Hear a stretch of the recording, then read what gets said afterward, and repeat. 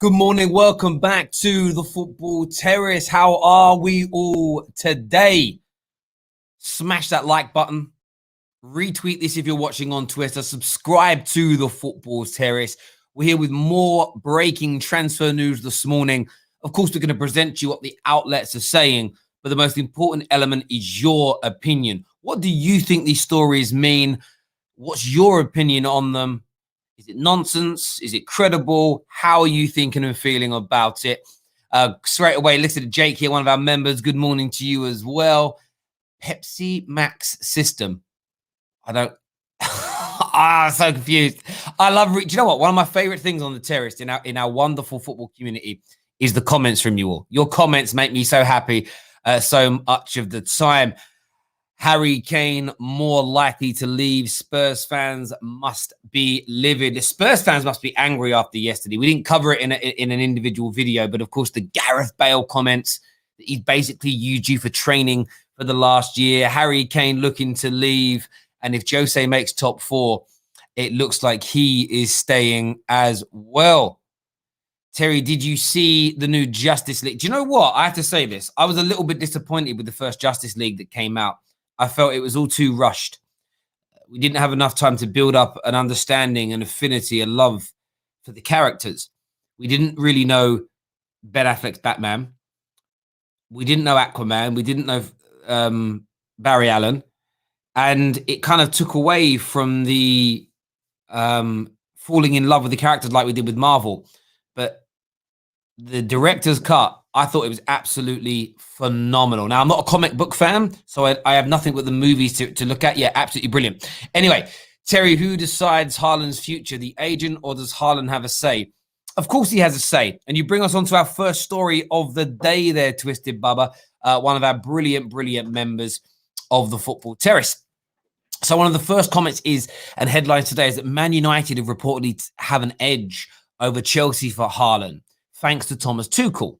Now, the report coming out of Bild in Germany, fairly credible source, is that due to the bad relationship between Borussia Dortmund and Thomas Tuchel, the Dortmund outfit would be less...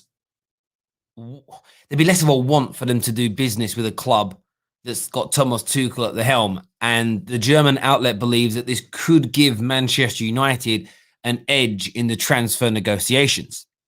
Now, I read this, I delved into it, and I'll be honest with you, it made me laugh, because I only said yesterday, and we're going to see more and more of this, and I think that Chelsea fans, for me, you're the front runners in England. I think you're the better run club.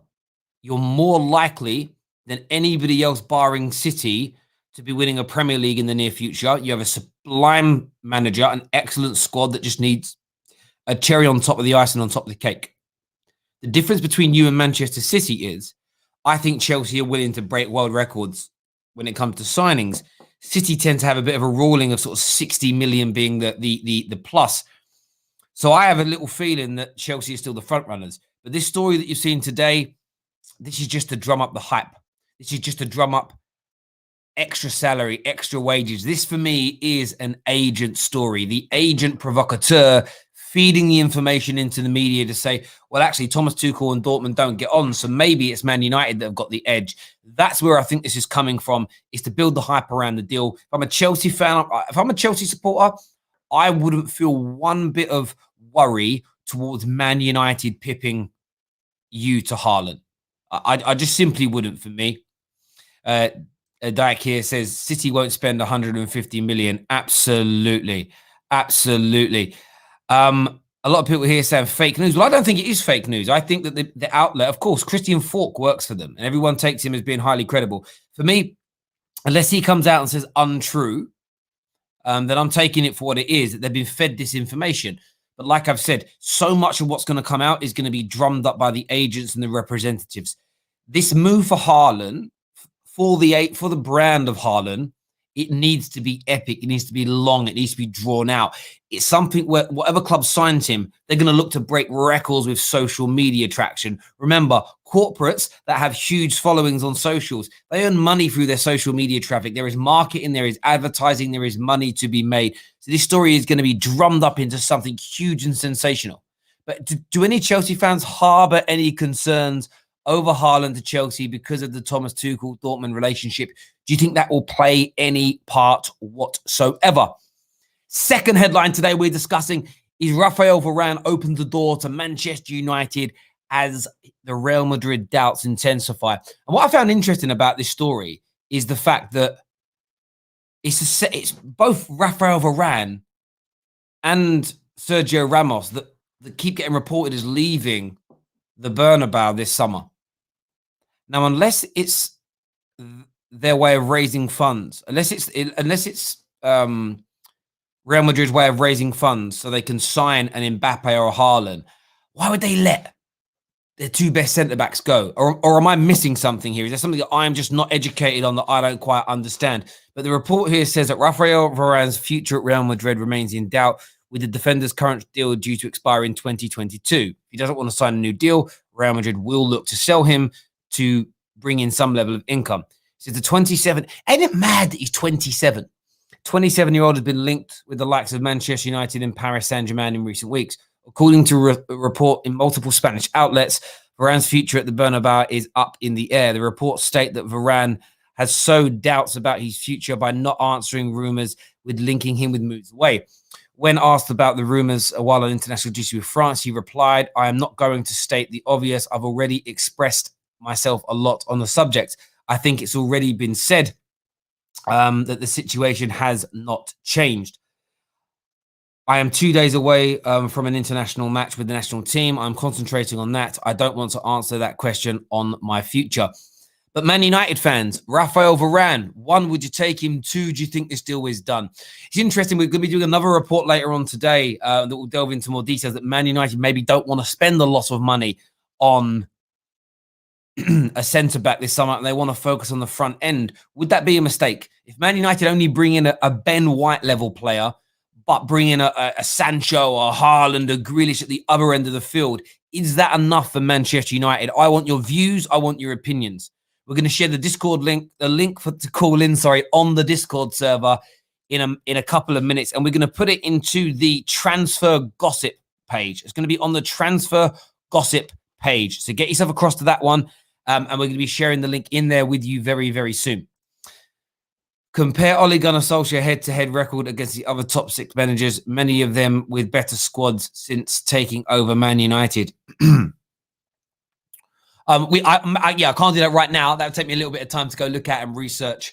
We're going to be doing a big show at 5 o'clock today where maybe that will come up as a subject. We've got a couple of big Man United stories that we're saving until 5 o'clock. We're going to have man like Aiden back on the show. KJ is going to be on the show, plus others. It's going to be a really big show. We're saving some of those stories for them because I want to go through it and debate it. Plus, Aiden made a big claim yesterday on social media, and I want him to discuss it with you all. That Ollie, in fact, a lot of people think he's tactically inept, but is he also a bad man manager? Claims are now being made around that, but that's going to be at 5 o'clock today. So make sure you are tuning in for that. A comment here says, mark my words, Haaland is joining Chelsea this summer. It's a big claim. Terry, is Raphael Varane world class and ready for the Prem? I'm in two minds as to whether or not he's world class and whether or not he can make it in the Prem. And what I mean by that is I don't watch him enough to have a comprehensive opinion. I'm basing it on what I read, what I hear, and that's why I'm 50-50. I see some people that I know watch La Liga say that he needs a great leader next to him, and then I see others say, no, that's bullshit, he's top class. And I respect both their opinions, so it leaves me in a position where I'm in the grey matter with that one. Is he better than Victor Lindelof? Is he better than Bailly? Is he better than Harry Maguire? Yes. Absolutely, categorically, yes, in my opinion. Man like Neeks here, I lost his comment, but it was here, says, yes, he's world-class 100%.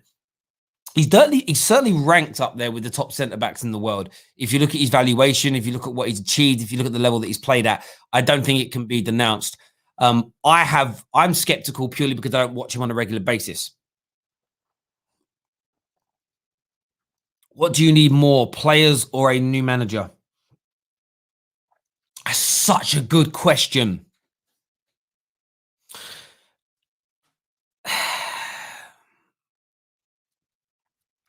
It's hard to answer because both is the real answer. I think, though, you should always be looking to improve your squad regardless of who your manager is. So, still players, because it depends what manager we bring in. Because I'm telling you, if you bring a Nagelsmann in, if you bring in Brendan Rodgers, who's been linked with this, they're not going to be able to get half this squad to ball.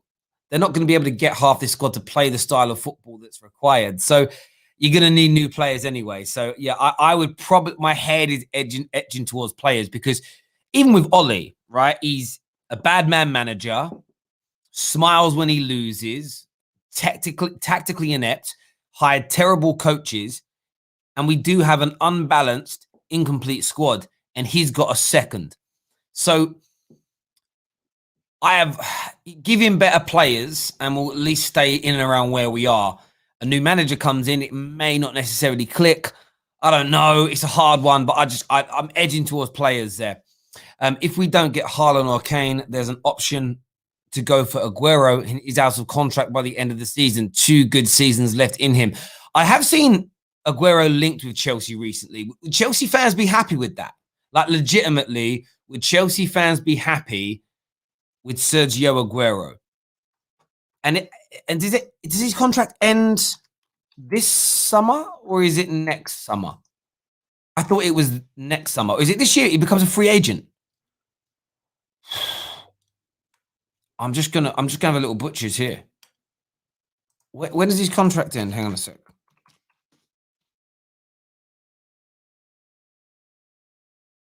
A lot of people saying he's done. Yeah, I don't know if his body can handle it. His contract ends. Oh, it is this summer. He's a free agent this summer.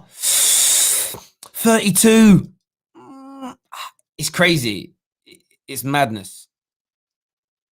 Do you know? Yeah, I mean, it's the injuries, isn't it? With Sergio Aguero, it's purely the injuries. We know what a talented football player he is. We know how good he is.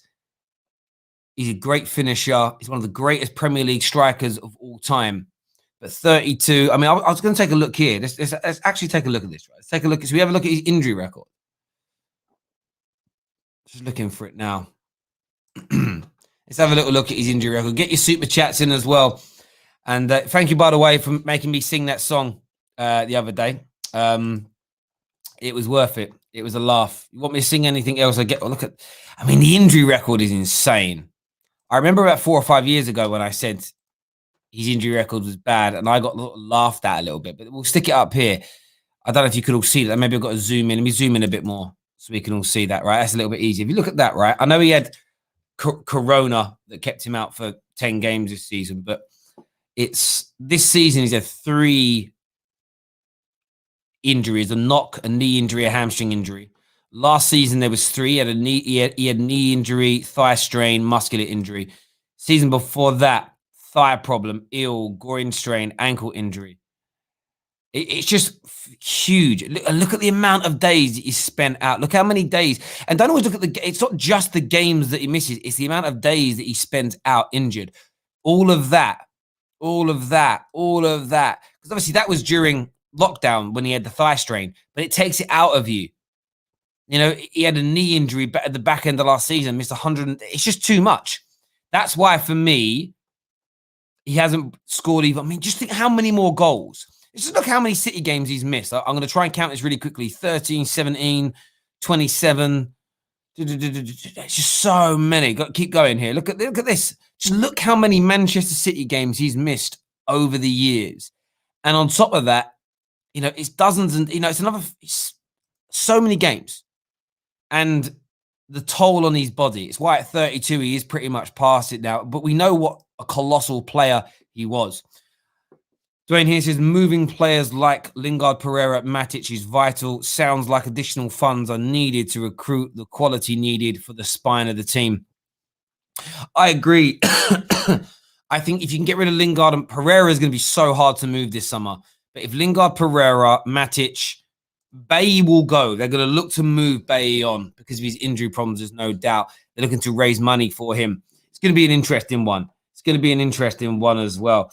I was thinking about playing a game with you guys as well around guessing the market value of players, but I seem to have lost it now. I don't know where it's gone.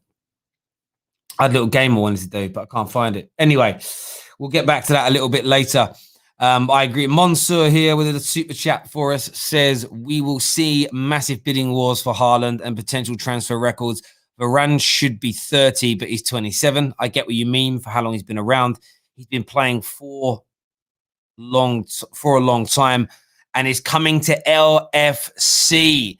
Can you imagine? Morning, but is it Sharik? How I say your name? I just want to know how to pronounce it properly. I think it's Sharik. Is that right? Let me know if I'm off. But I thought I was saying it right the other day, and you were laughing at me, and I didn't want to say it wrong anymore. Morning to you, my friend. Terry, when's the Sancho to United videos coming back? When there's any links, bro. Whenever there's a link, we'll discuss it because it's for fans to give their opinion on it. Morning, sir. Hope you're well. It's Sharik. So Sharik, like that, yeah? Cool. Got it, bro. Got it.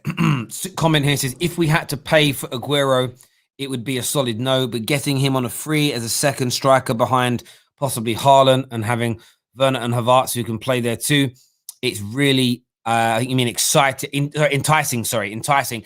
I think it could be. The problem with Aguero is the only issue with him, he's on a lot of money.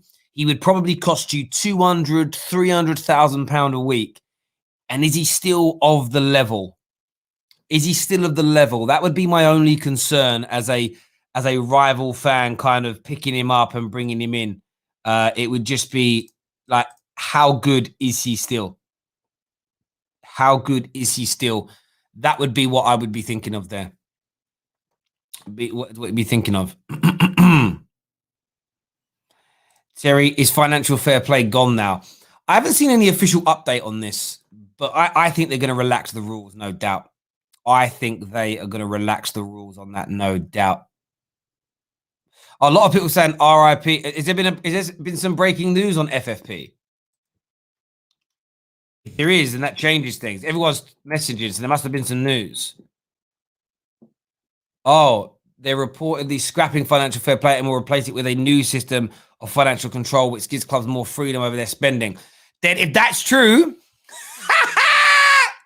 City are going to destroy us all. Do you know what? It becomes, we might as well all, actually, I've got to say this.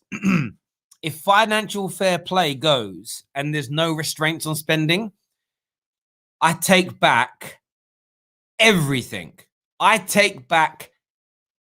Everything that I have ever said about just being happy to play good football. With the way Man United are run, let's get the best footballing coaching guy in the world in, because all we're going to have left is pretty football. Because City and Chelsea... Hello, darkness, my old friend. Come to talk with you again. It's only good news for City and Chelsea. Only good news. Maybe Everton. Actually, it's good news for any club's owners who've got billionaires whose owners want to spend like madmen.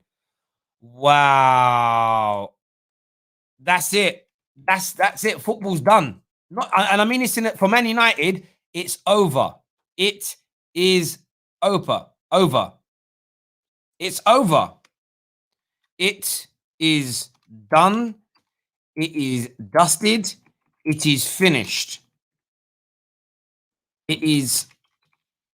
Wow, that's big news. That's big news. We're gonna take calls on that now. Obviously, I went live and then that news is broke. But yeah, that's it, man. That is it. That is it. It's over. I'm not even in shock. I'm just sitting here contemplating what that means. In my opinion, Wolverhampton Wanderers are going to start spending a lot more money. Chelsea City, of course. Everton will start spending a lot more money. I want to take a look through the other owners, but that's it. Manchester United, Liverpool, Spurs, Arsenal. We are done. Done. Done, done, done, done. Done. Done.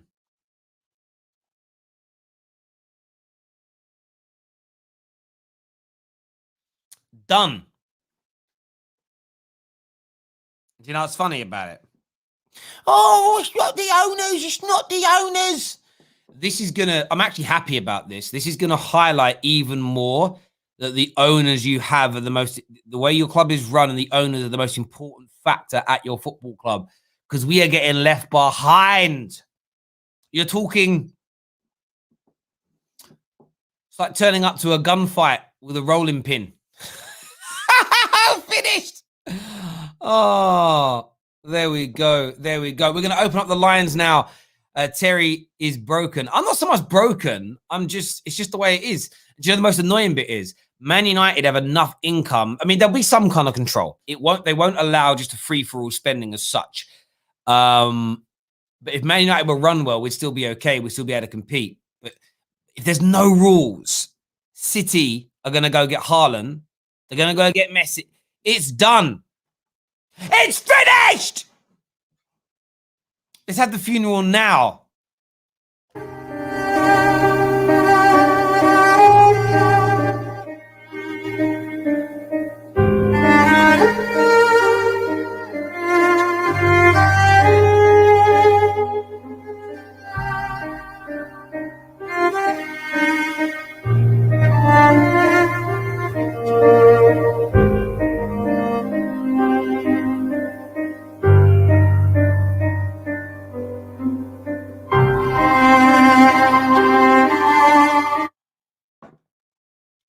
Done. Done.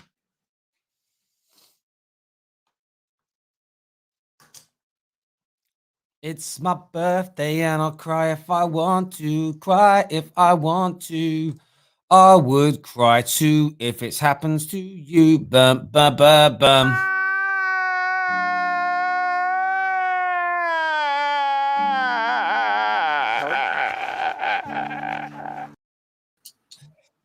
KJ's here with us now.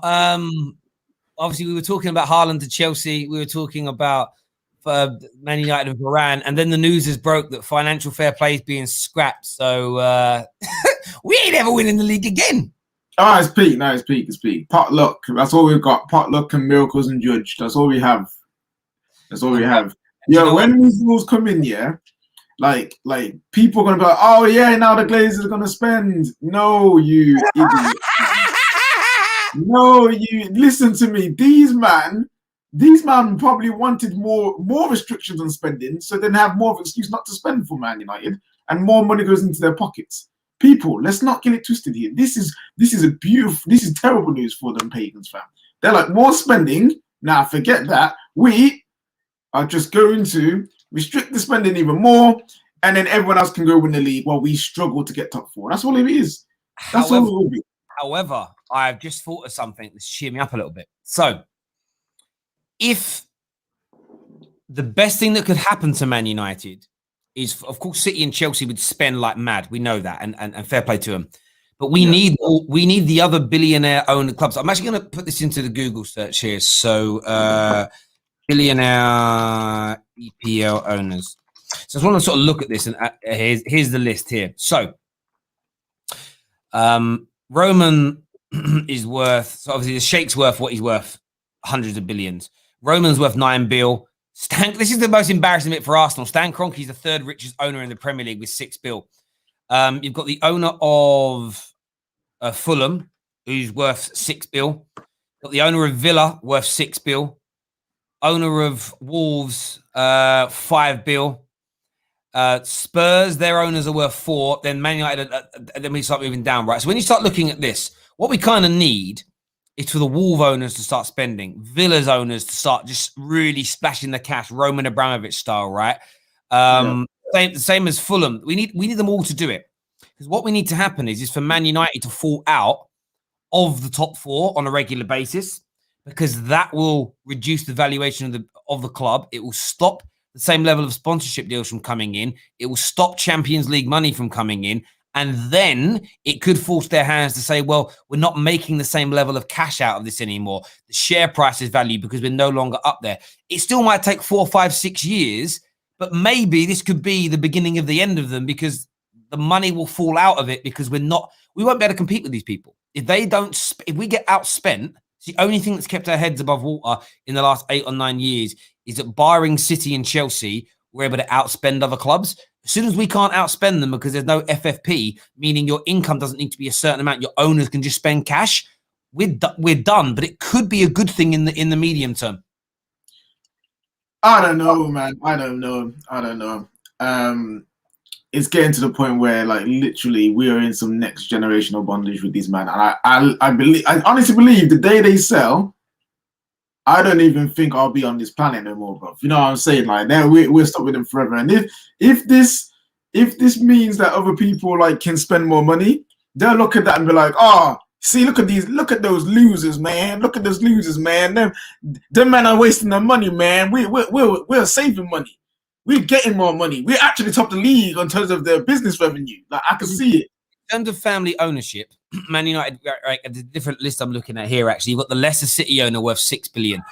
And we don't know what their plans are. But the only reason that some of the smaller teams than Man United haven't spent loads is because they don't have the income, which means FFP would cripple them, as an example. But you could legitimately see Wolves, Villa, Leeds really put their hand in their pocket and go to that next level. You've then got other clubs, and by the way, they run better than us. You've then got other clubs like Liverpool that they're nowhere near as rich as Man United ownership-wise. Their owners are worth around 2.7 bill, where Man United's owners as a family are worth 5 bill. We don't see a damn penny of that. So it's over and it's done. In other news, Raphael Varane, would you like him at Man United? Yes, please. Bring him to the theatre. It's a deal that when you're left on a contract, a very experienced, world-class centre-back, you got to sign him. You've got to sign him. My only worry is that we have a competitor in PSG, and they can afford him with just as much and probably offer him more trophies and more consistent Champions League finishes. But in terms of should Man United be in for him, hell yes, we have to be. Yeah, if we want to improve, he's a player that we need to add to our team. I agree. Just to change something about, listen, guys, I'm reading various reports. Some say he's worth 11, some say 9, some say 14. Let's just put it this way. Roman is one of the richest men in the Premier League, and he's going to spend loads of money. I don't think we need to nitpick on exactly how much he's worth. The point is, Man United's owners are richer than majority, but they won't spend any of their own money. They've got about the same money as Villa and Leicester's, but they will, in my opinion, they'll dip their and Wolves. They will put their money where their mouth is to move forward. I hear you on that. We're going to go to some more calls. Terry to Chelsea and KJ to City. Listen, I'll never stop supporting Man United, even if we end up in the Vauxhall Conference. But the hope with FFP is it just destroys the business element of our club to a large degree. Remember, a lot of Man United's deals require us to be in Champions League football once every 2 to 3 years as a bare minimum for the kickers to come in. The club would, if we didn't get in the Champions League, say 3 or 4 years, the club would lose tens of, if not hundreds of millions of pounds of revenue. So that would be a massive hit on the club. You would then see valuation drop, and Man United could become irrelevant because of something like this if they don't want to put their money. If this forces them into spending more money and we spend it wisely, then great. Happy days. Yeah, but I don't know if it will. We're going to go to some more calls here. Make sure you're smashing that like button, ladies and gentlemen. The link's been shared on the Discord server.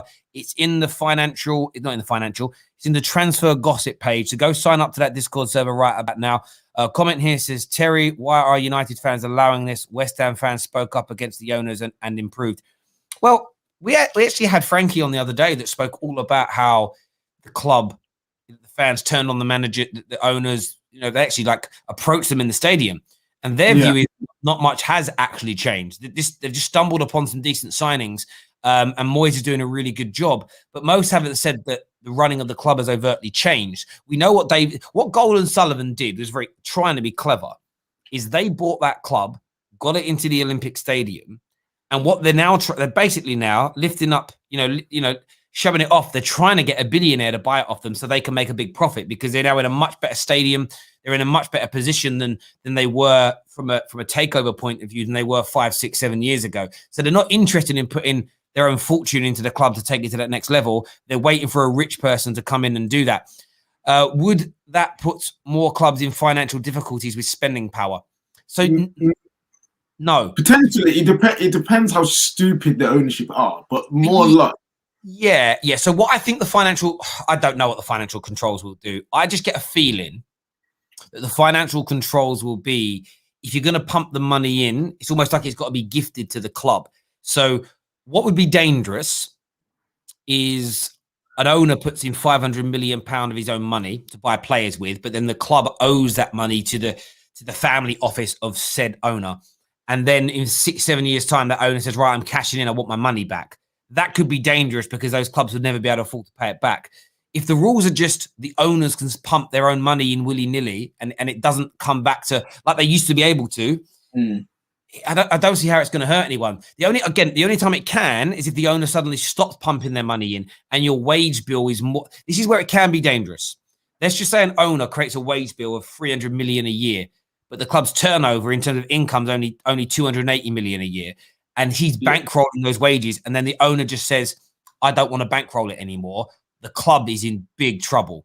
You then have to get rid of all those players quickly. So it could, but I think they're going to find some happy medium where the ownership can only be spent if there's a commitment to maintain it, or the burden can't be put on the club should the owner pull away. That's what they have to put in place. If they don't, and they allow owners just to spend willy-nilly but walk away whenever they want, then the governing bodies are putting clubs at risk. So it really depends on how they put it together. In my view, because essentially that's what happened at places like Portsmouth, happened to Leighton Orient. They just had a wage bill that was far superior to that of their income, and then basically they had Jay Simpson at Leighton Orient in League One on 30 grand a week, right? And then what happened is essentially you had all these championship and lower end Prem players on huge money, and then he got bored and went, I ain't paying him anymore. So they loaned them all out, and then they had a whole season playing with academy players, and they got relegated into League Two, and then another season with practically just academy players, and they dropped out of the Football League. And then he sold to the guys that own Dunkin' Donuts, who are American but were originally from London, from the Leighton area. My brother's an Orient fan, so that's a very dumbed down version of what happened. But basically, they had to get rid of all the players because as soon as the owner said, I'm not paying their salaries anymore, the club didn't have the income to pay all these players their 10s, 15, 20s, 30,000 pounds a week. That's what the governing bodies have to protect against. And I say that now, not bitter because other clubs are going to get to spend, but you could literally see your club wiped off the face of the earth if that doesn't go into play. If they protect the clubs, but equally enable the owners to pump in as much cash as they want to, some teams are getting left behind. Paul here says it should only apply to the smaller clubs. Well, I think, they've got to put something in place. I haven't really sat and thought about it, but there'll need to be a fail-safe in place for that to happen. They almost got to make it so the owners of the clubs can't be secured creditors. That's where they've got to be careful. If the owner is a secured creditor, which means whatever happens, they get their money back, the clubs could be in trouble if they walk away. But let's go to some calls. I want to know what you're all thinking and feeling about this breaking news. Let's do this.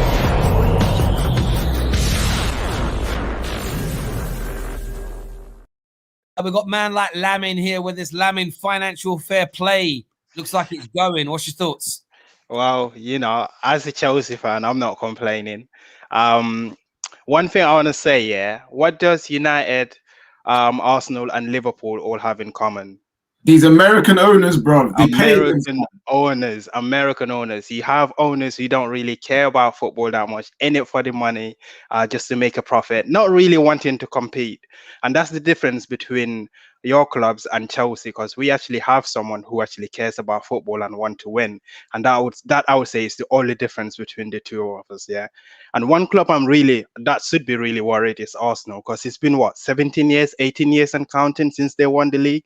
At this rate, yeah, I don't know if. I think they'll take longer to win the league than Liverpool did. Honestly, I don't know where they get that from, because they're not just willing to compete or spend at all to compete with the big boys. And right now, you just have to spend. There's no way around it. You can't go into your academy and then try to do it like on a budget.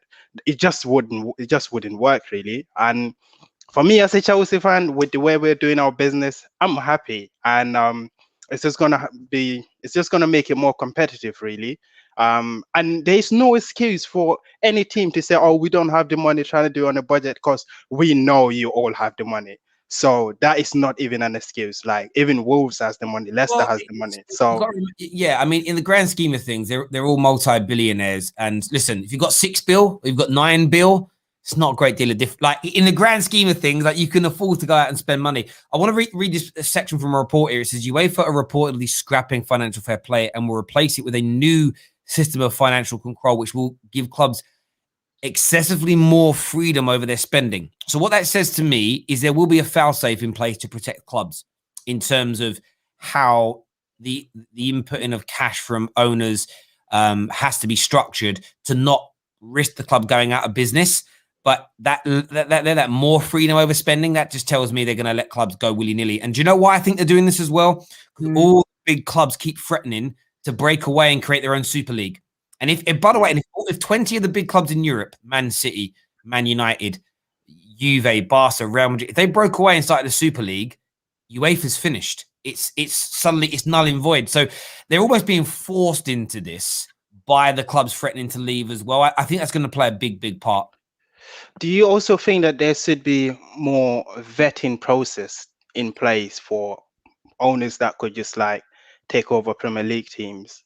Because I remember seeing it with like, you see billionaire owners that come in and then they take over a club with big promises.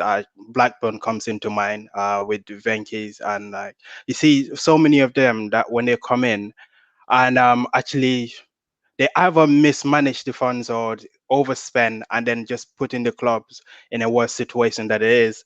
And I have a big thing about having American owners in, like that don't really care about football at all. If Roman was to leave and we get an American owner in, that would be the end for us. I mean, I don't know, like, and I just don't know. I think like having someone there that someone that actually cares about football and someone that cares about winning is important. Obviously, there's a business part to it as well. But there's no way to vet that though, because in these interviews, if I can blag an interview and get a job, they can blag that the fact that they love football and get and buy a club. You can't. This is the thing. You can't actually deduce these things from an interview or nothing like that. And once they've bought it, you can't actually force them out as a league because what? Because they don't love football. What kind of excuse is that to put someone out there in business? The vetting element. So you've got to be fair with the vetting element. Is you can't be a convicted fraudster. You can't be a convicted X, Y, and Z. You can't have certain things. You then get into the political side of it now, where certain countries have certain laws that other parts of the world are. That becomes, for me, that's a very murky ground because whoever you rule, whatever side you rule on, you're offending a group of people. So I stay out of those debates because I'm here to talk football. However, where does United go from here, though?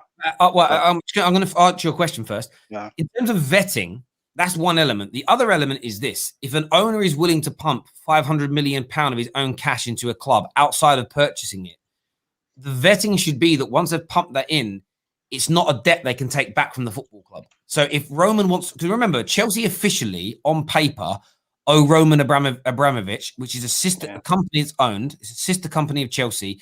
They owe that company around 1.4 billion pound. Now, I don't think Roman's ever going to cash in on that. But I feel like what the leagues and the governing bodies need to do is make it if you give that money, you're basically gifting it and it can't ever come back to you. That way, you're protecting the clubs. If, for instance, a club wants to have a wage bill that's £100 million a year more than their income, that has to be covered by the ownership, and the ownership have to put in something. So say that the maximum contract's 5 years of say it's a 5 year. For 5 years, you're £100 million above your income. The money's got to be put in ahead of time by the ownership to cover that time period, if that makes sense. And it's every time you top that up, so if your wage bill increases by another 20 million each year, that's an extra £100 million that you've got to put into the kitty to offset it. That should be the foul safe, not, I'll put it in later. Yeah. and then you pull away, and then the club's left in. That's how they protect the football clubs, almost making the owners put their money where their mouth is. We want to make you a Champions League team. We want to pay all these wages. Great. Then secure the money up front. So it's paying it ahead of time so that the clubs, that way, what you could do, if the owner says, I'm walking away, you've got the cash and you can slowly sell those players, reduce your wage bill, making sure you're not in crazy debt so the club survives beyond that owner's huge investment. That's all they need to do. And then that way, the owners like Roman and owners like the Sheikh at City, they're not walking away. They're not going to do that to the clubs. So they're absolutely fine. They'll put all that money in ahead of time. It would also call out these billionaire owners that come in and say, I'm going to create the next Chelsea, but don't want to put the money forward. It would. That's how you stop it. It's almost calling their bluff. Super Chat here says Chelsea can't afford the squad they have based on fan base and size and history. Neither can City. Something was wrong already. No, absolutely they can't. So that's why the financial fair play was kind of brought in to stop clubs overcommitting. But it looks like they're going to scrap that. And if owners can spend whatever they want, it's good night Man United, good night Arsenal, good night Tottenham. Liverpool need to be worried as well, you know. They get outspent, no doubt. We're going to throw some more callers on now to the show. We've got Abs, who's a Chelsea fan. What you saying, mate? Hey, well gone, Terry. Well gone, KJ. What are you both saying? Yeah. What's on your mind? So obviously, first and foremost, man needs to say rip to Arsenal. Arsenal can rest in peace because the way that club is going, it doesn't look like they'll be spending any money for a very long time, especially with Silent Stan in charge. With Man United, I think this could be positive, and I'll tell you why. Because if you think about it, the Glazers are. You've had issues with the Glazers where they've allowed money to be spent, not necessarily their own money, but they've allowed club revenue to be spent into the club, but it's not just been spent properly. Am I right? So yes. Wait, sorry, go on. No, you're right. So we've spent money, but we've spent it stupidly, 80% of the time. Okay. Well, now here's why I think that this could benefit Manchester United. Manchester United in general turn over more revenue than most clubs in the Premier League. Now, what I think the Premier League in general is going to do is it's going to put some more measures in place so it can protect these clubs from, for example, owners who are just going to take out large sums of money from the club rather than putting them in. So it prevents the Glazers from doing what they're doing, where they're taking out, tens of millions of pounds every year. So if that happens, and with Man United free to spend all the money in the world, factoring in the fact that you're bringing in loads of money without FFP, you guys could, could be on the upward trajectory, to be honest, because the Glazers will get ousted. Listen, you never quite know how these things will work out. I mean, there's a super chat that we had, a comment here that says, Terry, will players cost more? Yes. If clubs can spend willy-nilly, if you start, it's like anything. Like my house is worth what it's worth by a surveyor. But if suddenly some rich dude offered me £100,000 more than it's worth, and then another rich dude offered my next door neighbor the same, if not another £20,000 more than it's worth over there, suddenly all the houses in this area would slowly start creeping up in price because everybody would follow suit. So if suddenly £60 million players start going for 70 million, then everybody's prices rise. That's a good thing for a lot of the other clubs in football, because what that means is they can take their percentage of the money that's being pumped in from those other clubs, if that makes sense, and spread that. Well, it's what Europe's been doing to English clubs for the past 4 or 5 years since our TV deal money has become so huge. Is they just increase the price. Have you seen the deals where the Spanish club sells to an Italian club? It's a much lower price than when any of those clubs sell to an English club. They always increase the price for us. That's because they want their share. That's what would have to happen. That's what you'd have to do. If Villa decided, right, we're going to go for it, and we're going to try and do a Chelsea and win the league, spend hundreds of millions of pounds, and they want to take away from you a Greenwood, you have to charge them extortionate amounts of money beyond the valuation. And then if you're a well-run club, you pump that back into your own team, as an example. The problem is with Man United, I just don't know if we're going to do that. We'd take 200 million for Greenwood and pump about 80 million back into the squad, and the Glazers to keep the rest. That's the problem. Artem here says Glazers treat Man United like their side toy. Last year, they went all out for their NFL team and won the Super Bowl. They will never do that for Man United. Even if Man United get a world-class manager, nothing will change. And, bro, I agree with this super chat 110%. We made 700 million selling of players and other stuff in 2017, and that was said in the papers. Who's that? I don't know who you're talking about there. As in, I don't know who did that. And Paul, I respect all your super chats, bro. I want to know what point you're making there, because I don't know what club you're talking about, and I don't get what the point is. But I hear you. Listen, Abs, thank you very much for coming on, having your say, mate. Really appreciate it, brother. Thank you. Next up, we're going to have on the show Sharim. Remember, the link is in the transfer and gossip page on the Discord server if you want to phone the Football Terrace this morning. We are talking Haaland to Chelsea. We are talking Varane to Manchester United. But breaking news, financial fair play looks like it's going to be scrapped. What does this mean for the Premier League? What does this mean for your football club? Are you happy, sad, or indifferent? Next on the show, we're going to have Sharim. Sharim, welcome back, bro. What are you saying? Yeah, mate. Yeah, I'm happy that's being taken away, but I hope they do replace it with something better. And just on touching on the point, what you're saying in terms of like clubs taking money out, well, owners taking money out of the club, hopefully they have something in play where they can't do that to a certain extent. Like it's probably like something like nominal or 1% or 2% at best, because the idea might be that, yeah, you are charging extortionate rates now, but that should be for the betterment of the club and not for the individual that owns the club.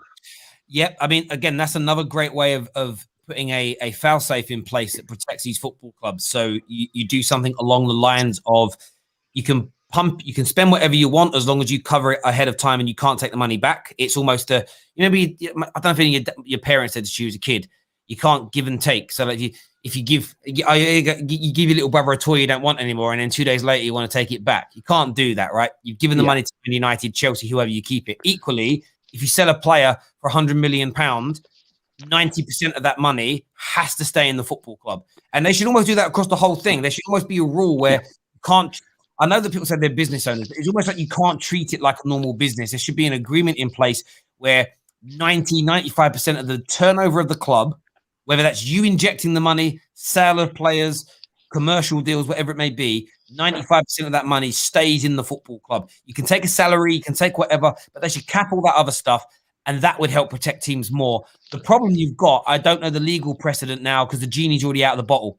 You know what I mean? So that's what's harsh now, because what they like stopping Newcastle having the Saudi owners, where I felt it was a little bit harsh is that there are some of the reasons they gave. Other owners, bullshit. Other bullshit. Clubs, it's like it's a madness. But the prime one was City, to be honest, because I'm from Manchester. In terms of the league, bro, do you see it having? What do you see it doing to the Premier League if there's much lesser restraints on spending? I think teams will go out. Well, I'm sure that Chelsea and City might go out and spend the money.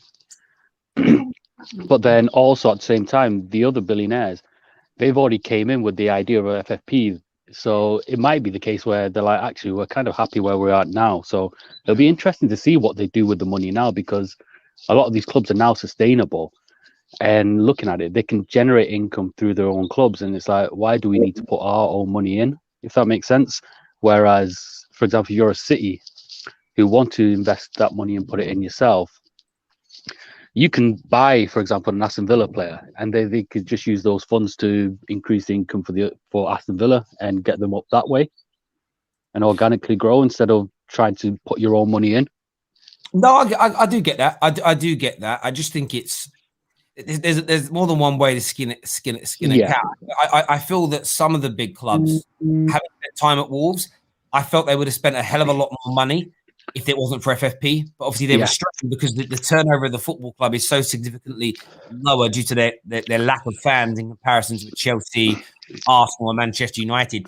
This just might enable them to go, do you know what, we'll pump an extra £200 million cash into the club, which could just elevate their growth so much. It's like with Chelsea. If Chelsea and City took over when financial play was happening, it would have taken them, in my opinion, an extra 7, 8, 9, 10 years to grow and catch everybody else. I think it would have taken a lot longer because, to be as honest, like, let's be honest, City, Chelsea, they're on no one's radar. Let's be honest. Like, if Chelsea didn't win that game against Liverpool in 2000 whatever, they would have been in League Two right about now. I say that to my mate every other day just to remind him. But also another thing as well. Game, yeah. Also another thing is that there are some owners. Like, I know for Liverpool's owners, they came in with the idea that FFP was here to stay, and that's how they want to roll with. And now it's been abolished. I'm going to be interested to see what they're going to do, because they came in with the idea that FFP is a thing and they're going to use it. And if it's gone, then I don't know how interested they are in investing in football. That's a great point we made about the Glazers. Although they're son of a guns, if the land afterwards looks like, well, it's going to be really, really difficult actually to get what we want, either yield the success we want or make the money we want, because teams are now just going to leave us behind. It could be that blessing in disguise for teams to move forward. We have a super chat here that says, do you think Odegaard could convince Haaland to join Arsenal? Anybody want to answer that one? Hell no, bro. When hell freezes over. Haaland and Odegaard may be brethren, yeah, but Haaland's some next Donny, bro. You don't care about no Odegaard telling him, "Oh, come on, Arsenal." He cares about trophies, fam. He cares about being the best in the world. He ain't gonna do that at freaking Arsenal. I'm sorry, bro.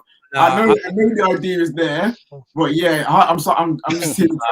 It won't happen at all. It won't. On the FFP thing as well, though. Thank you, Shrim, for coming on, mate. Really appreciate it, bro. Top man as ever. Thank you. I think what's interesting about it as well is this news isn't new news today to the Glazers, FSG. This isn't something that they've just found out, the same as the media. They'll have known about this a long time ago, that it was coming to an end, as it were. I think for me, you sort of look at some of Man United's decision-making in recent weeks. Let's get a DOF in. Some of the players we're linked to. Yes, we're linked to some big names, but we're also linked to the Ben Whites of this world. Ollie being given a new deal. You know, maybe the Glazers are just going to try and settle in for the next 4 or 5 years, squeeze as much cash out as possible, and make no real attempt to try and win the league because that would cost too much money, and then see how the land lies with no FFP in 3 or 4 years' time as to whether or not it's worthwhile continuing owning the club. You know, essentially, like I said, if they can't make us enough money out of it, they'll sell it.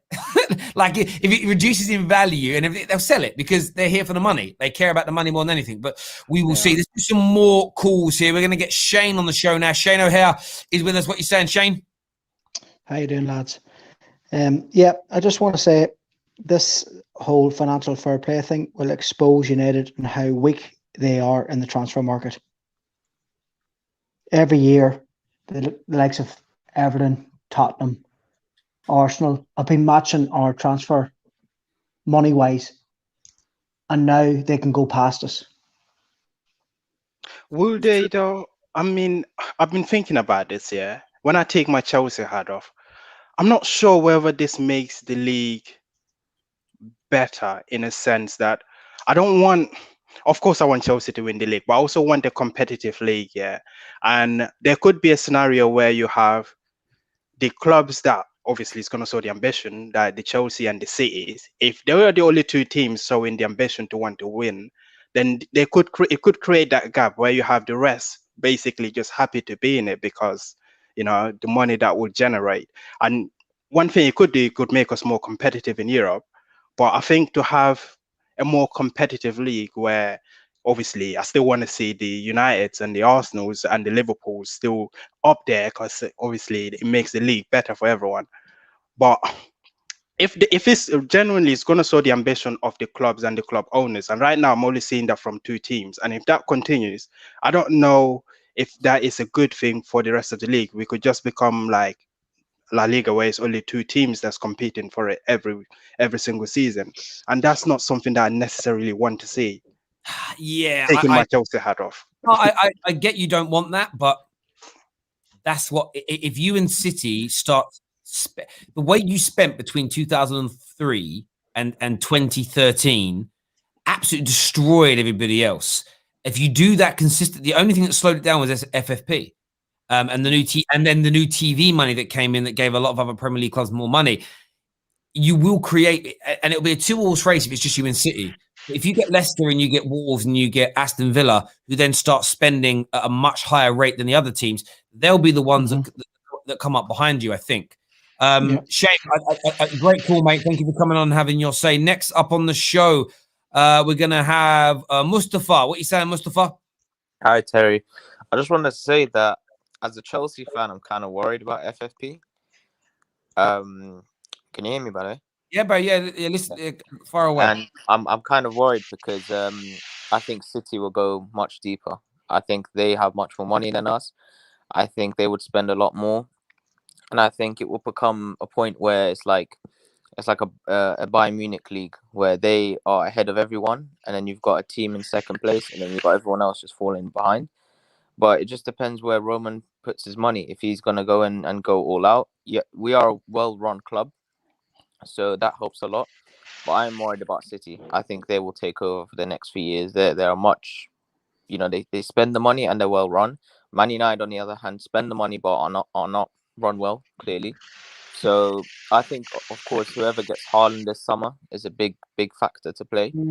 If we get Haaland, I wouldn't be too worried, but it's just going to be interesting. FFP going means a lot of clubs are going to put the money in, and all the other clubs with the owners that don't really care are going to start to slowly fall behind. And maybe you see Arsenal already gone deep down, but maybe United could become that next AC Milan, and who falls sixth position and get to a point where they can't compete for a league anymore. And for a United fan, I think it's pretty scary. So yeah. As a Chelsea fan, you shouldn't be worried at all. Like, yes, City might spend more than you, but you're as equally as you're a good you're a well-run club.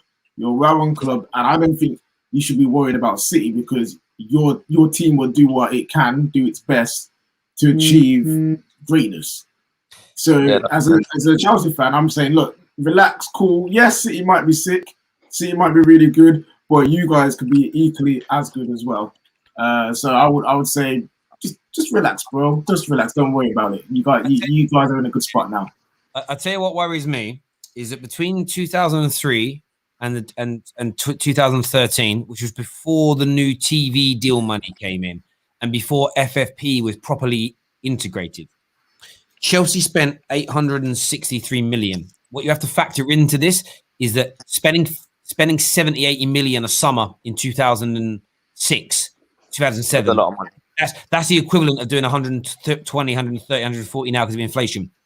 Yeah. Chelsea spent 863 million pound in that 10-year period.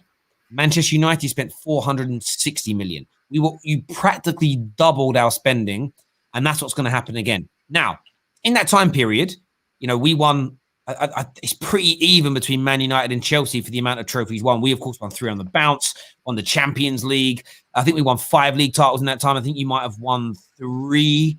You won a Champions League. You won a few more domestic cups than us. But that's because we were run well spending that money. We had that base of the class of 92 still at the club. And we managed, just before you started spending, or just after you started, we managed to get in the Ronaldos and the Rooneys early doors. And we had the greatest club manager of all time, Sir Alex Ferguson, steering our ship. If Chelsea and City are now going to double or even triple the spending of Man United, being run as poorly as we are, and no disrespect to Ollie, but he's not even as good. Fergie's little finger was better at managing than Ollie is. We're finished. We only kept our heads above water before because we still had a big amount of income compared to everybody else. It was only Chelsea that were in front of us, and we were run well, and we had a good squad, and we had Sir Alex Ferguson. It's over if these rules are relaxed to a big amount because we're not a well-run club, average management, average overall squad, and will be outspent front to back. And if we then have 2 or 3 other clubs like Villas, like Leicester's, who are better run than us, with better managers than us, spending more than us, absolutely dead as a dodo. It is over for Manchester United. Obituaries, welcome, please. Mustafa, thank you for coming on. Great conversation. Next up, we're going to get Yusuf on the show. Yusuf, welcome, bro. What do you want to say? Hey, what's up? Can you hear me? Yes, bro. Yeah, so I just want to talk about this FFP thing, and I want to give my opinion on why it's happening. So I don't know if you're familiar with finances of clubs around Europe, especially like clubs like Inter Milan, AC Milan, Roma, the typical bigger clubs, if you want to say that. They're in the mud. They're in a horrible financial situation, and I think this new rule is just to give them a way out because it's not looking good for them at all. You have a lot of Spanish clubs that are also in a very bad situation, like Atletico Madrid, and as like FIFA don't want those clubs to die out. They'd like them to stay competitive for as long as possible. So I believe this rule wouldn't really relax the spending so that City and Chelsea can dominate, because that isn't good for FIFA. I think it's more to bail out those clubs. That's just my opinion. Yeah, I think you're right. It's partly to help these clubs. I think it's also to help keep these clubs with UEFA because of this big threat. As we know, there's this huge threat of sort of a Super League break-off as an example. The problem that you have is that even though they may not be bringing these rules in to help the cities and the Chelsea, it's almost as if it's going to become a bit of a, what's the word I'm looking for here? It's going to be a side effect. It's going to be a side effect that they get to pull away in the English leagues as an example. Maybe there'll be a new ruling and stricter rules in 5-6 years' time when these European clubs have recovered. But it was always likely after COVID that these rules would happen, that owners of clubs would want to pump more of their own money in and they'd have to go outside the rules of financial fair play. Great call, mate. Thank you very much for coming on and having your say, Yusuf. Next up, Mr. Anthony is with us. What do you want to say, bro? Terry, yeah. To be honest, exactly the same thing like Yusuf said before. I think it's mainly because of COVID, the situation which a lot of clubs are facing. And a byproduct of that would be clubs like City, Chelsea, maybe PSG as well would attract a lot of talent. However, what I wanted to make sure was, like, for an example, what is Man United's goal for every season? Top 4. Am I correct? Correct. Yeah. If clubs like Aston Villa, Wolves, and so on and so forth start spending and they try to make that top 4 spot, United then would be forced to spend in the transfer market because top 4 is their bread and butter and they need to be in that position to be in that, to attract more players and to gain that power and so on and so forth. So I believe it might be a blessing in disguise for United as well. So I would say strap in, be very positive about what might happen, and then just enjoy the ride. I love your enthusiasm. I give you that. I love your enthusiasm. It could make us spend more, but again, we'd still only spend enough to make top 4 and not try and win the league. So I still wouldn't be happy. My hope would be the other end of the spectrum, that it stops us from competing, even for top 4. It reduces the value, it reduces our income significantly, and the Glazers say this is no longer the cash cow. The asset is reducing. So maybe we sell it now at peak value. We make a good 2-3 billion pound profit and we walk away. That would be, I think that's more plausible than our owners like spending enough to ever make us competitive again in this situation, especially if the spending becomes so high that it eats into the profitability that they can take anyway, because then it becomes nonsensical. If you have to spend the profits, spend 200 million to make 70 million pound extra profit, there's no point, is there? You do is you reduce your costs. You reduce your cost. Your outlays remain the same in terms of the dividends you take. That's a much easier approach. It's what they will do. The hope is, though, the valuation of the asset drops. So share price drops. The overall value of Man United drops, and they start to look at it and think, oh, we're going to get less for this when we eventually do sell it now. Maybe we go now. That would be my view on it, bro. Appreciate you coming on, brother. Thank you very much indeed. Next up, man like Baz is with us. Baz 10 is on the line. What you saying? Yeah, you're right, Terry. You good? Yes, brother. What's on your mind? Obviously, like with Man United, the problem is, like with the last 8 years, we've been going in the same cycle. So obviously, I don't think Ollie's personally good enough But from a financial point of view, I just think like the definition of insanity is doing the same thing over and over again and expecting different results. So what we do is we back a manager for one season, and then in the second season we don't back them fully. So we don't give them the best possible platform to succeed. And as much as obviously Oli isn't good enough, he's not the main problem. So with clubs like Man City, they have the best manager in the world, a good board, and they've got good owners as well. But with Man United, we haven't even got a good manager or a good board. So that's where we're going to fall behind.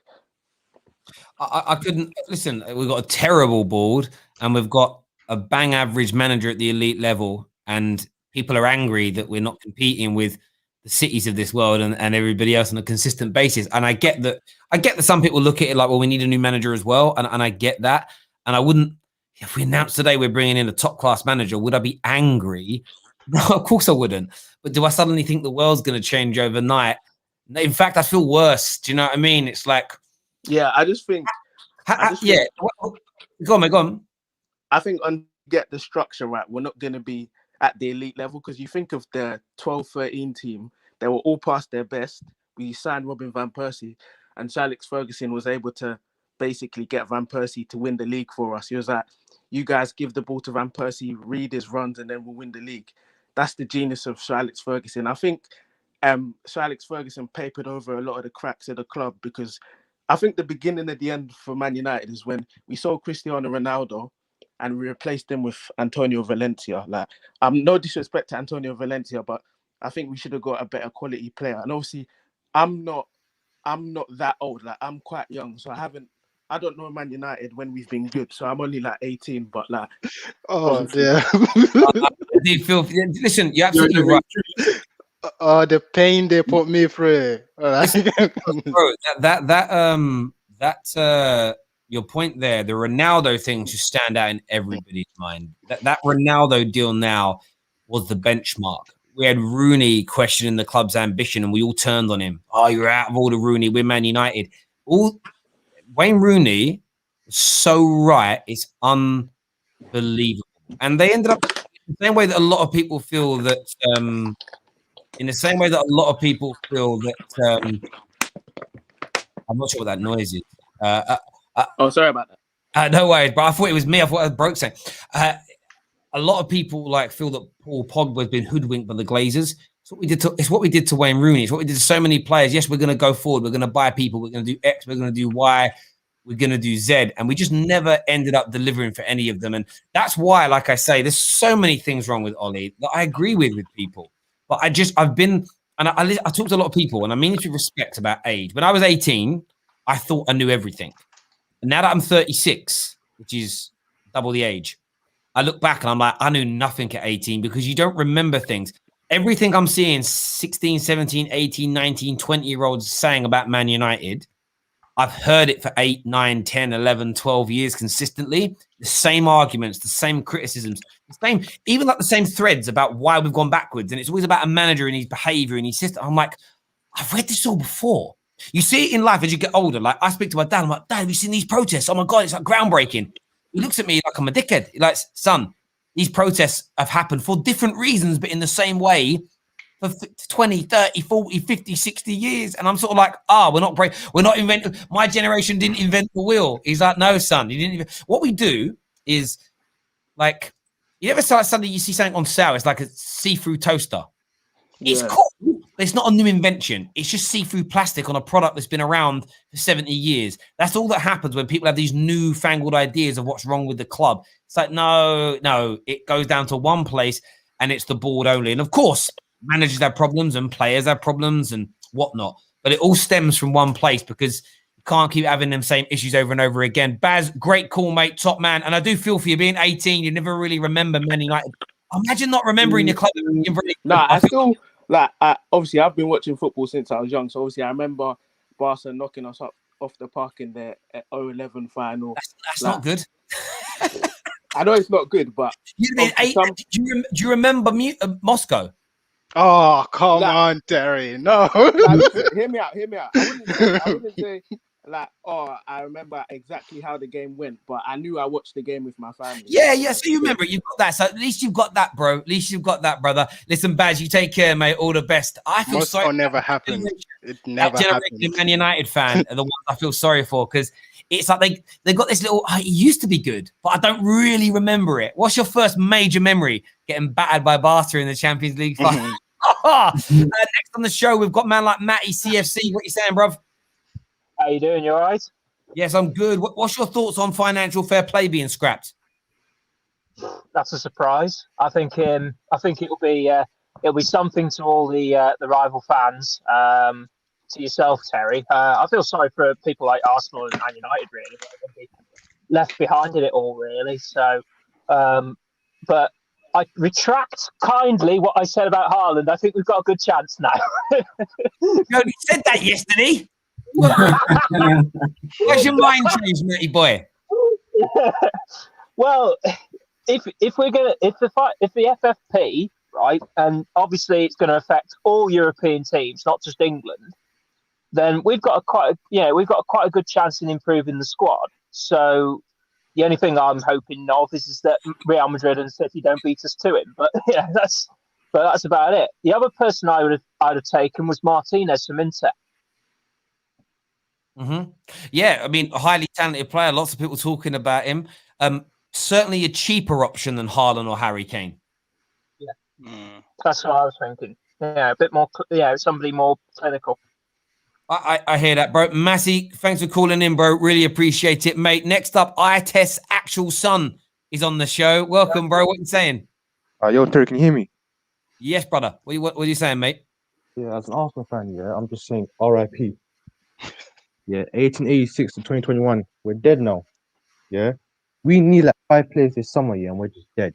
I wouldn't be surprised if we're a championship club next season, you know.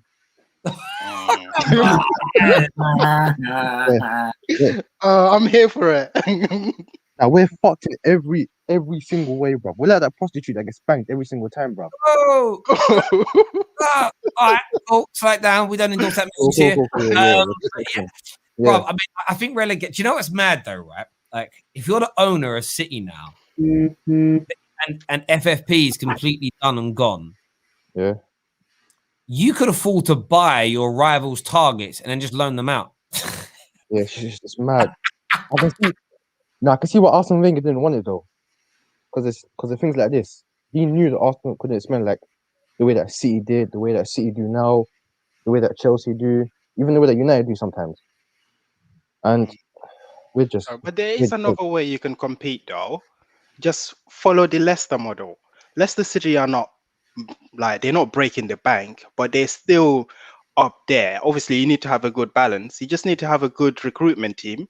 Identify young players early and young, with a good ceiling, high enough ceiling. Lamin, do you trust the Arsenal board to get the right people in to do that? That is the question. Yeah, I'm not talking about Arsenal here because they're just in their own little world there. But I'm like, for everyone else that wants to compete, yeah, I mean, if United follows that model, just get a good recruitment team, get players that have a good, that have young, talented players early that are going to stay in your team for like 5-10 years maybe, and then develop them. And obviously, you need to spend as well. Get a good balance of that, then you can still compete. Do you know what's interesting? So go on, bro. Go on. I don't know what your name is, yeah, but what's your name again? Lamin. Yeah, Lamin, yeah. Let me tell you right now, yeah, that's never gonna happen. Yeah, that's not gonna happen with this board and this owner. Same applies for United, yeah. That will never happen, yeah. And honestly, I don't see teams like Liverpool, that not Liverpool in general, but the way they spend. I think that team that won the Champions League and the Premier League, they spent about 300 million. I don't think you'll see that again. See, do you know what's interesting about? I listened to all the points. I think you'll make some solid points. Is this my fear for Man United with FFP being relaxed? Isn't that we'll be outspent because we were out? The point is we were outspent by City, by Chelsea, in the Roman era when Fergie was around, by over £400 million, and we outperformed them in that time. Now, of course, a big part of that was having the greatest manager of all time. So I wouldn't expect us to do that. But a well-run club with Man United income should still be able to compete. Arsenal, if they were well run with their level of income, they would still be able to compete. The problem is that these clubs are not well run. And this news this morning, I've kind of been checking while we've been live talking. I've gone to a lot of the big Ollie Outer accounts. They're all very silent on this. And it's because they're looking at how they're being very careful in how they react. In their heart of hearts, they're panicking because they know we're a trash-run football club. And if 6 or 7 other clubs in the Premier League can then start outspending us, we are absolutely in the mud. And they know it. And that's the pain here. So another hope of mine is that this news galvanizes the Manchester United fan base into focusing on of course, there's lots of problems. Fred not being good enough under pressure, McTominay not being able to pass, Rashford maybe not being a good decision maker, Maguire having a big head, AWB not being good on the ball, Ollie not having tactics, our coaching staff being inept. These are all problems. But none of it gets fixed without being well run. So it's not you need to focus on that. And that's the problem here. Leicester's model in this world works. I think Leicester, if they take a decision with more relaxed rules on spending to say, if the family that own them say, do you know what? Let's pump 500 million quid additional cash in of our own. Let's really go for it. If you keep their model, but just go and buy again a slightly higher quality of player each time, you're gonna do amazing. Do you get where I'm coming from? Like rather you get that next level of player up because you've got the money to do it, but you still run well. And that's what, and then it's just perfect. Like I look at Leicester. Leicester are one of the teams that could benefit. Take City and Chelsea aside. Leicester could be one of the teams, and Wolves, who benefit the most from this relaxation because they're well run. They could eclipse Man United and Arsenal within 2 or 3 years because they're willing to spend more money. They're better run. They have proper plans of action in place. Look at the Wolves did it in the Championship. As soon as they got their house in order, the way they spent and constructed things, they just took over that league in one season because they just outspent everybody, had high quality players, and had a better management. Harder to do in the Prem because of the big boys that are already in there. But don't be surprised if Leicester and Wolves fly up the table with this. Now, you see with me, yeah. My thing is with FFP, yeah. Obviously, Arsenal as a club are very strict with their money. So let's say, for example, Arsenal and Leicester compete for a player. I think players go to Arsenal for the name and not necessarily because of what's happening at the club. But in 2-3 years, when players look at what club they're going to, I think they're going to pick Leicester over Arsenal. Not just money-wise, but in terms of league-wise. Of course they will. And this is where young football fans need to just wake up and do their history on football, because 25, 30 years ago, Everton were a very attractive proposition. Villa, Nottingham Forest, these were like attractive clubs to want to go and play for. Leeds United were like up there. Like these were big clubs in England. They were challenging for titles. They were there or thereabouts, European pedigree teams. Then the world changes. A new owner comes in, certain teams go backward, teams go forward. It just changes the way that the world's looked at. 20 years ago, there wasn't a player on earth at the elite level that wanted to play for 10 years ago, maybe 12, that wanted to play for Man City. Now loads of people would want to go there. Why? Because they're going to win things. So if Leicester continue to progress and they start spending more money, but they keep their philosophy the same, but they just shop. Basically, they run their family in the same way, but they just stop shopping at Tesco's and they start shopping at Waitrose. The overall quality goes up. Do you know what I mean? It's as simple as that. Listen, bro, thank you for your call. Really appreciate it. Make sure you're all smashing the like button. Remember, we're back at 5 p.m. today. We've got Johnny on the show. We've got Aiden on the show. We've got Chelsea fan Danny on the show as well. It's going to be a big, big show. And then around 9 o'clock tonight, we've got another ranking tiering show for you as well. Thanks for having me on. Not a problem, Bads 10. Not a problem at all. That's what we're here for. Only fan channel that does regular fan phone-ins, because your opinions are more important than ours. And half the time, your opinions are better than most of my panelists anyway. No offense, KJ. But most of my panelists, I said, there we go. I was in the group chat last night, and all these men were getting excited because Team Jamaica are looking really strong. I'm intrigued to see it. I'm intrigued. Listen. Big up Oh yeah, I'm gonna be wearing that Jamaica shirt, and you're gonna be there getting all red and that. I'm not gonna say the G word, but it might come out a bit. You know what I'm saying? Listen. You know, do you know what I'll do? I'll buy a shirt I'll buy one as well. I told you I'm becoming a modern man, so I'm gonna buy another club's kit and wear it outside of England.